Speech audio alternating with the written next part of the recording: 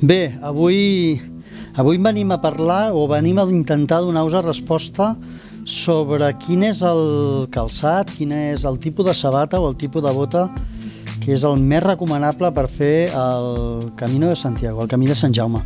La idea bàsicament és posar-vos a diferents calçats amb diferents prestacions perquè vosaltres us pugueu fer la idea de què és el que realment necessiteu. Anem a entrar en matèria. La primera cosa que jo recomanaria per fer el Camí de Sant Jaume els dies de finals de primavera i els dies d'estiu és un calçat que no porta membrana de Gore-Tex. La idea és que és difícil, no és massa habitual que ens trobem amb pluja i que per tant sacrificarem aquesta part de la pel·lícula, portarem sabates no impermeables a canvi de sabates molt més transpirables. Jo he posat dos exemples.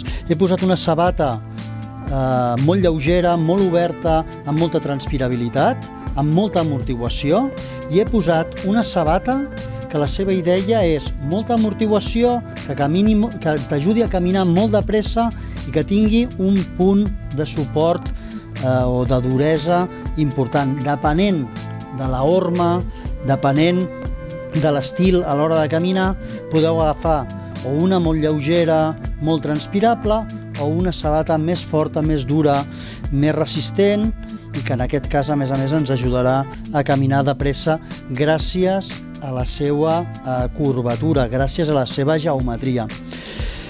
Per les persones que teniu problemes de turmells flàcids o de torcedures de turmell relativament habituals, teniu un problema, perquè sempre haureu de portar una bota.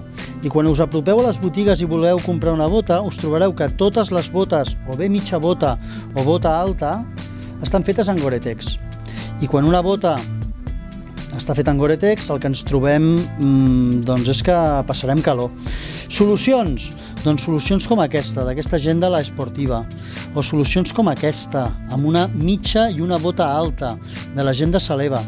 Què té de particular? Doncs ja n'he parlat, això és una nova tecnologia, és Gore Surround. Què té el Gore Surround? Doncs el Gore Surround el que té de particular és que és molt més transpirable i que per tant la bota serà més fresca que les seves botes de construcció tradicional. Què aconseguim amb això? Aconseguim que la bota sigui impermeable, però el que més us interessa a vosaltres és que el vostre turmell quedi protegit i que el vostre peu no quedi caldejat a conseqüència de la calor i de la suor. Què passa si resulta que som una persona que volem anar a fer el Camí de Sant Jaume amb unes condicions, ja no dic hivernals, però dic fredes? Què vol dir? Que nosaltres ens n'anem a finals d'octubre o que nosaltres ens n'anem a començaments de primavera. Recomanació?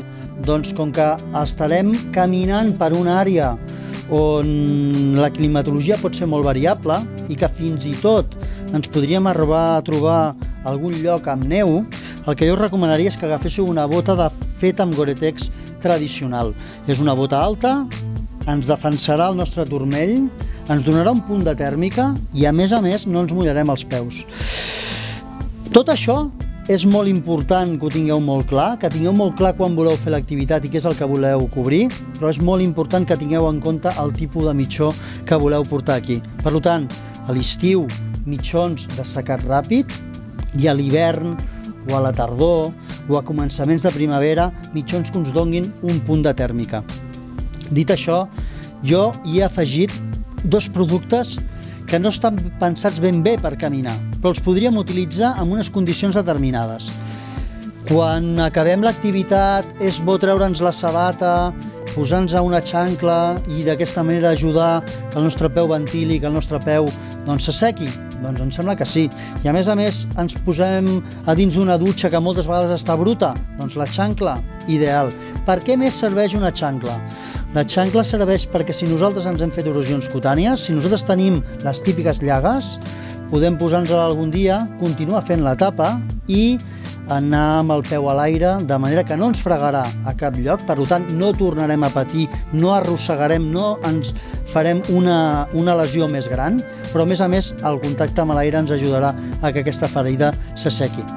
Bé, espero que això us serveixi per tindre clar per on van els tiros del calçat necessari pel camí de Sant Jaume. Ens veiem i fins una altra.